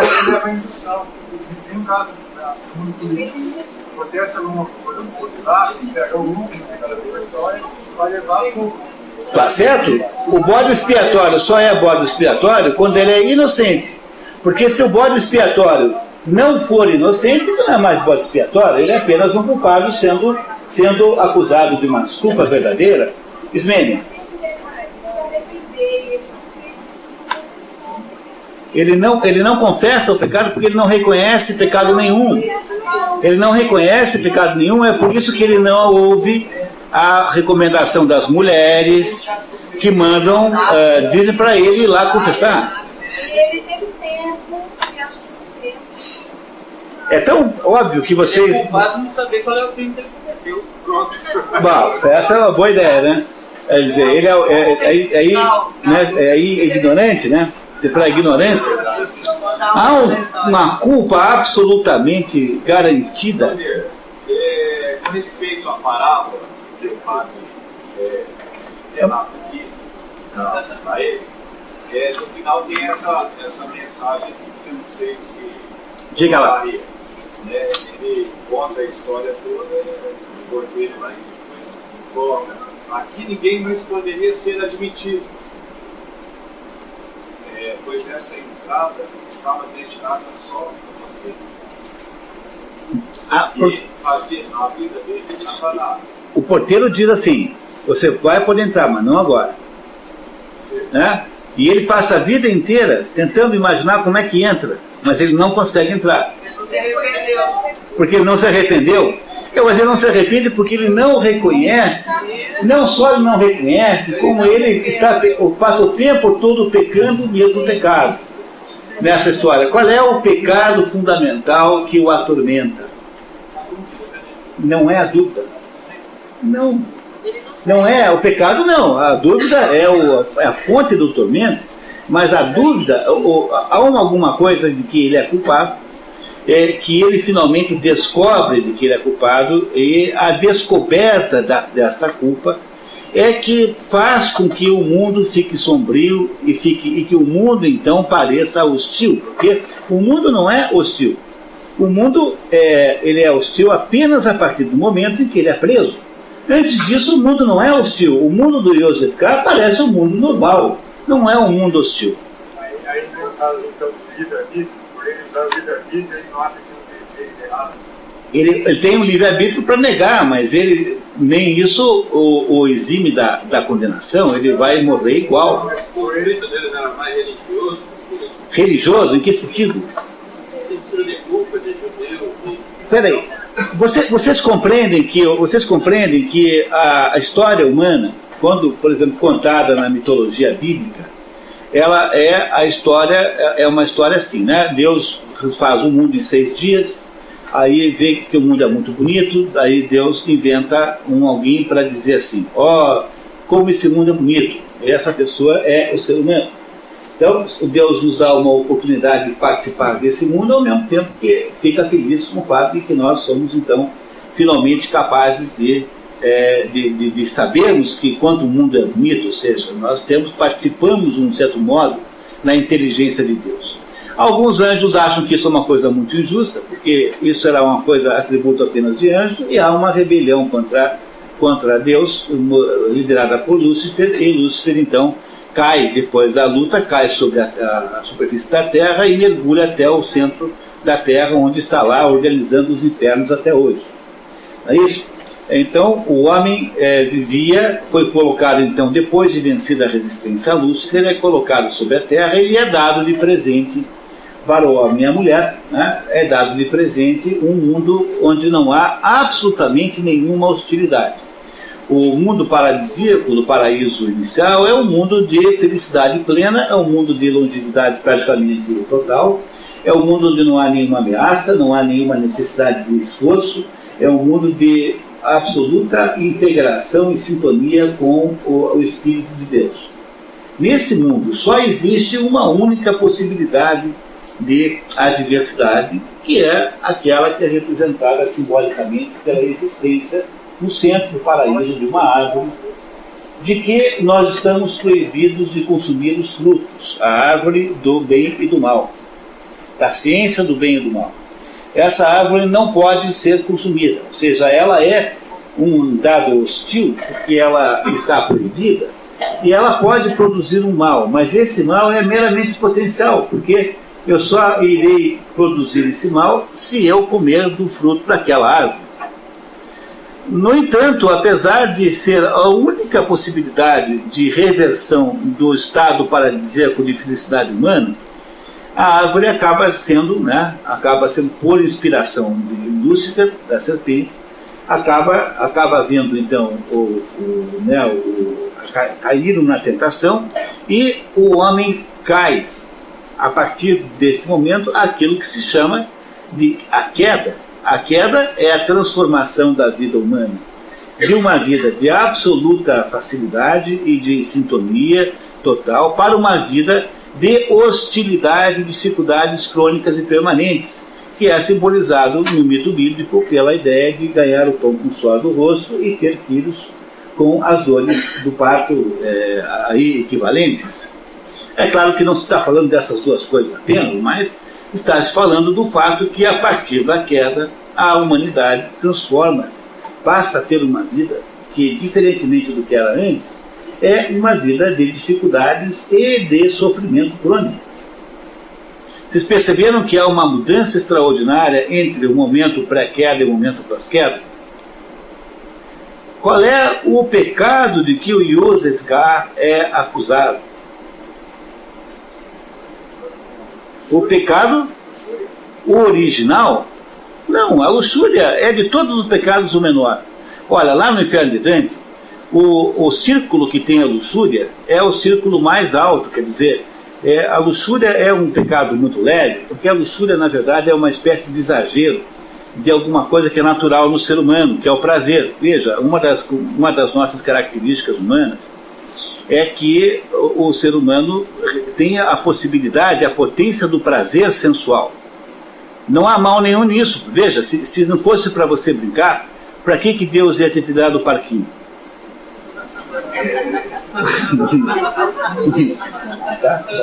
Tá? Compreenderam que não faz nenhum sentido você fazer campanha contra o prazer sensual? Não tem sentido.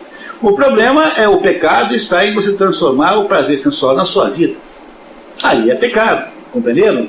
Mas você acha, tem que ser, o Dalton Trevisan tem uma frase maravilhosa, assim, do que vale a sua vida se você não pode comer 3, 4 quindins? De fato, né? Que vida mais besta, né? Pense bem que vida besta se você não pode comer 3, 4 quindins. Então, o que acontece no mito bíblico? O Franz Kafka é um judeu. O Velho Testamento é um livro judaico. Ele é incorporado aos livros cristãos porque, afinal, há uma espécie de sequência histórica, né, lógica, mas o Velho Testamento é um livro judaico. E no Velho Testamento não tem salvação nenhuma. Como é que o Velho Testamento lida com isso? O Velho Testamento espera que o Messias volte um dia para salvar. Mas, sob o ponto de vista judaico, não tem salvação nenhuma no horizonte, porque não veio Messias nenhum. É isso? Então, como os judeus acreditam nisso, e que eles estão perdidos por causa do pecado original, que é a única acusação, de fato, que você tem que atribuir ao Yosef Kar, qual é o pecado que ele cometeu, de que ele é acusado? É o pecado original. Então, os judeus estabeleceram uma religião cuja essência é ficar amigo de Deus. Isso que se chama judaísmo é uma espécie de exercício de boas relações com Deus, assim, de relações amistosas, porque eles imaginam que na hora em que Deus for resolver esse problema aqui, eles vão ficar melhores, porque afinal eles sempre foram bacanas, amigos de Deus. Essa a essência do judaísmo, é a amizade com Deus. Porque os judeus não acham que possa haver de fato uma salvação entre os do Messias, mas o Messias não veio ainda. Quem sabe não vem? Não sei. Então, o que acontece? Quando você come o fruto da árvore proibida, você comete o pecado original. Mas o que é isso na prática? Quer dizer, o fruto da árvore proibida é um exercício de soberba. Que soberba é essa? A soberba é dizer assim, por que o fruto é o pior pecado? De todos os pecados, digamos, os 7 pecados capitais, quando você vê o inferno de Dante, a luxúria é o mais leve deles, porque no fundo é apenas um exagero de uma prerrogativa humana natural. Qual é o pecado que está no outro lado, na outra ponta, como o mais grave de todos? É a soberba. A soberba é o pior pecado. Mas por que a soberba é o pior pecado? Porque a soberba é um desafio direto à autoridade de Deus. Porque Deus diz assim, não é para comer esse negócio. Você vai lá e come. Né? Mas não é só esse o problema da soberba.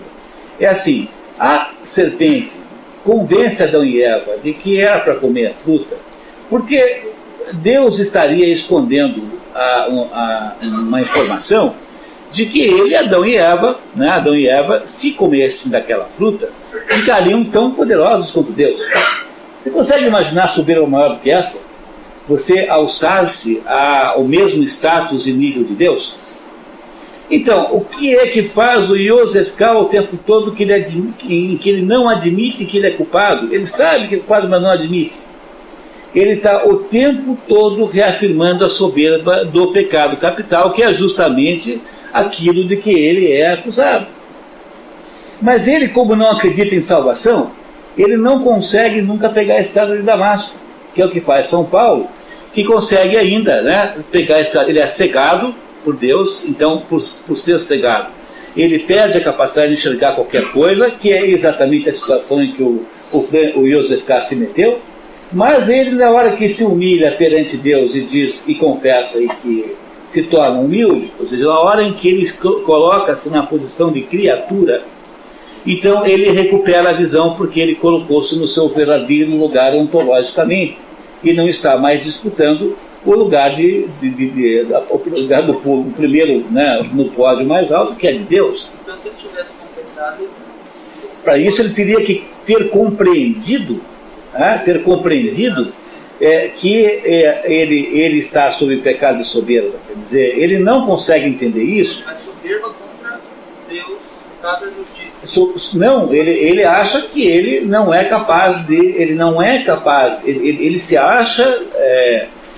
porque, veja, a história não é construída em cima dessa explicação que eu estou dando. Ela é simbolicamente apenas construída assim, mas não factualmente. Então o Yosef K. não reconhece a sua condição de criatura. Ele não é criatura, ele acha que ele é um criador. Ele não reconhece jamais a sua condição de subordinação divina. É por isso que ele não consegue ver a culpa, porque a soberba ou está o tempo todo cegando sistematicamente, ele não consegue jamais ver que o problema é ele reconhecer-se como criatura, e aí sim a salvação seria possível. Limitação, não, né? Ele não sentiu-se um ser limitado. Não é isso, pessoal. Veja bem, eu não estou aqui tentando mostrar a vocês, dar uma explicação religiosa para o problema. Eu estou aqui dando uma explicação ontológica para o problema. O que o Yosef K. faz e que o destrói é enganar-se sobre a sua verdadeira natureza ontológica. Quer dizer, na hora em que ele não é capaz de perceber-se como criação, e ele então torna-se inviável como pessoa. Quer dizer, aquela é exatamente a mesma história que depois o Kafka conta na Metamorfose. O que é a metamorfose? É um sujeito que vira um inseto gigante, porque na hora em que você perde o status de criação, você perde o status humano. O que acontece com o Yosef K. é que ele vai deixando de ser possível, a vida humana vai deixando de ser possível nele. E ele então não percebe que ele jamais conseguirá se salvar disso, porque ele apenas está pecando tudo de novo sistematicamente o tempo todo. No caso da metamorfose, o que acontece é uma desnaturação da criatura. E o Georg Samsa, ele deixa de ser um ser humano para se transformar num inseto. Ele perde status ontológico. O nosso status ontológico é status de criação. Qualquer tentativa de tentar nos transformar na origem, centro de todas as coisas, nos destrói como seres humanos. É isso que gera a destruição de Yosef K. Portanto, o que Yosef K, na verdade, está sofrendo aí é uma acusação em que Deus lhe aponta assim: você, ser humano, pensa que é Deus, mas você não é. Admita que você não é.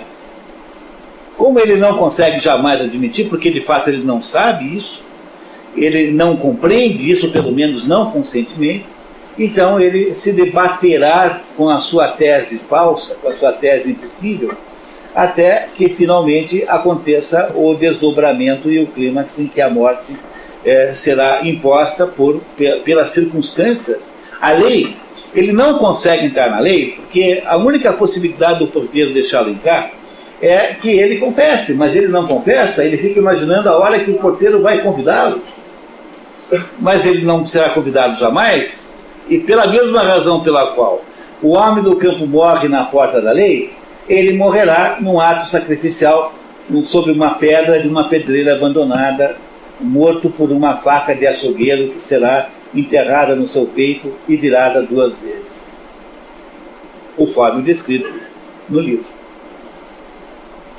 A história do processo é a história do gnosticismo.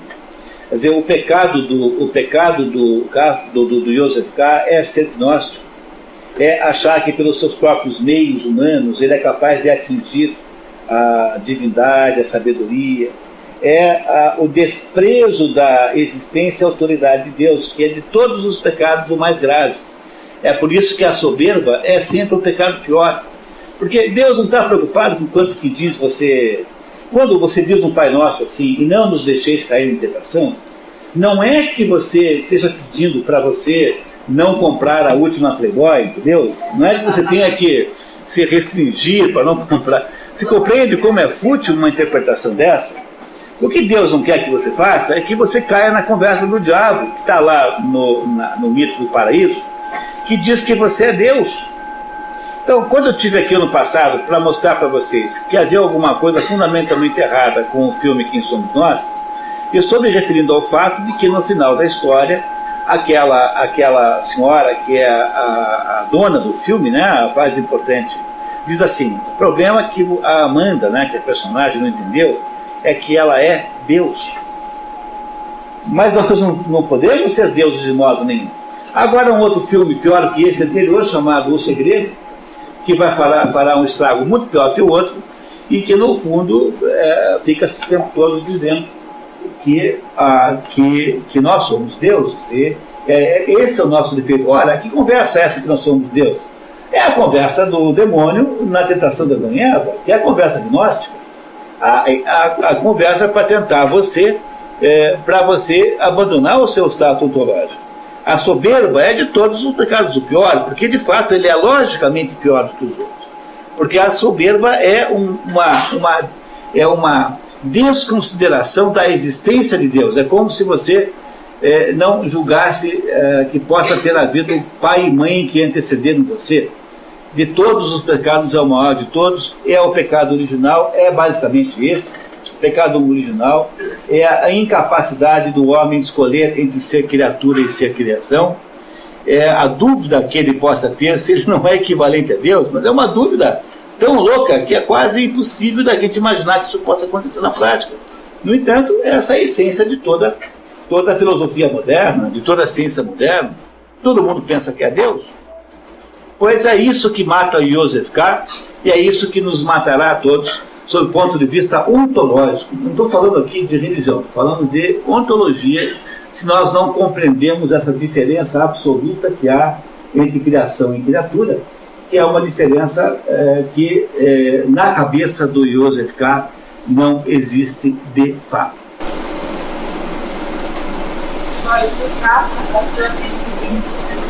Perdão, não entendi? Na minha opinião, acho que o caso da que passa muito forte é o conflito dele judaísmo. Pode ser que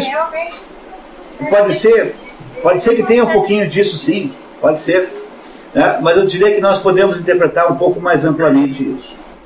Bom, pessoal, são 15 para as 11, eu acho que eu passei um pouquinho do tempo, né? Então eu queria agradecer muito a Inês, que foi aqui exploradíssima na noite de hoje aqui, né? Agradecer ao Leandro, que é o secretário incansável do fórum e que faz as coisas práticas acontecerem, né? E dizer para vocês então que nós mudamos a política de certificados, vamos entregar um só no final do ano, e é tão imprescindível que vocês não deixem de se registrar ali com o Leandro sempre, né? E agradecer então mais essa chance, né? E dizer que daqui a mais ou menos uns 30 dias nós vamos falar do Dr. Viktor Frankl com a sua logoterapia. É isso então? O próximo encontro é 18 de maio. Ninguém mais tem o direito de dizer que não sabe agora, porque todos têm aqui, né? Então, até lá então. Um abraço a todos. Tchau.